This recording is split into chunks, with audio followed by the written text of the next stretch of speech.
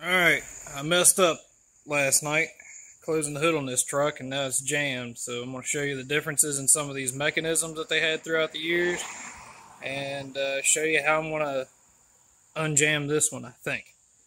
So I'm going to go ahead and pull this grill out of here, and I'll show you what we're working with. So in your older J-Series trucks, this one's a 75 J10. This is the hood latch that was used. So let me get you in here and see if you can see it.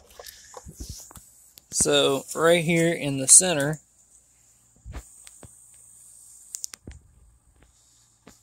let me turn the light on, and you just reach in and you pull up on that lever with your fingers. By moving that lever upward, pulls these two retainers out on each side.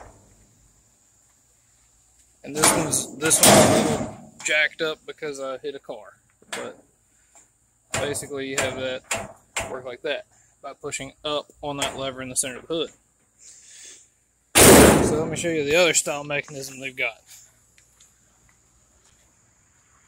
For instance, on this truck.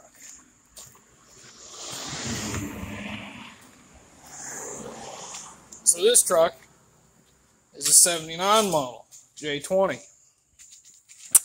And you have a similar rod here, but it's not in the center. It's over here on the side, and you have this same tab that's just welded in a different orientation, pointing straight down. And to release the hood, you pull from the right to the left on this lever. It pulls this lever forward.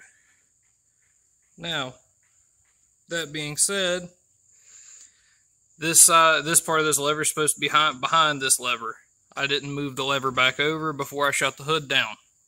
So that's the dilemma I'm in today. But these are the first two variations of the hood latch mechanism used on these trucks. Now the later trucks and Cherokees and Wagoneers have a cable driven setup that you actuate from inside the cab.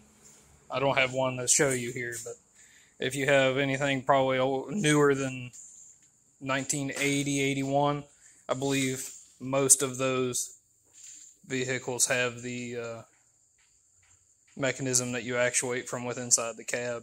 It might be a little later than that, actually, now that I'm thinking about it. But anyway, so to get this working again, we're going to have to take this Torx bolt out, drop this lever down, and resituate everything. Okay, so this bolt is a T40 Torx. You can take that bolt all the way loose. Watch this because it does have a spring on it. And then we're just going to move this apparatus down out of our way for the time being. See if we can get the hood open to pull open this way, which it did, it popped. Okay, now we're going to go ahead and reassemble things. So now that we have the hood open, it's really hard to do to hold a camera. And so you just pull forward on that latch and then lift up on the hood and you're good to go. So now we're going to reassemble this lever assembly. So let me show you that if I can find a way to hold it there. Okay. It's either going to put a hole in the radiator or hold it there. So, okay. We have our spring here. We have this lined up in its hole.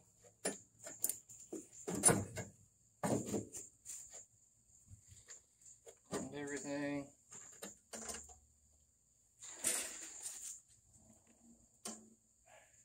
Appears as though you have this big plastic washer that goes in there.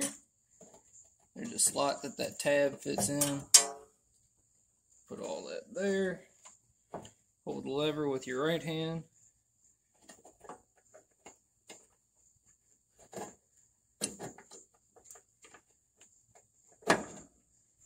Start your bolt with your left. Alright, and then you tighten that up. And as you can see now, with it in all the way to the right position, it will be more than behind where that tab comes down. And we should have an operational hood as soon as I tighten that bolt up. At least it was an easy fix. You just had to take the grill out. Alright, got our grill back in. Both these first two generations of latches are a pain in the butt if you have big hands to get to.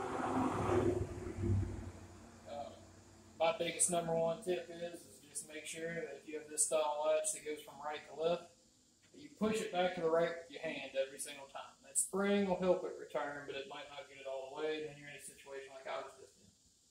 So let's give it a test here. So it's closed. Normal closed deal. Lever. Pop. It comes up.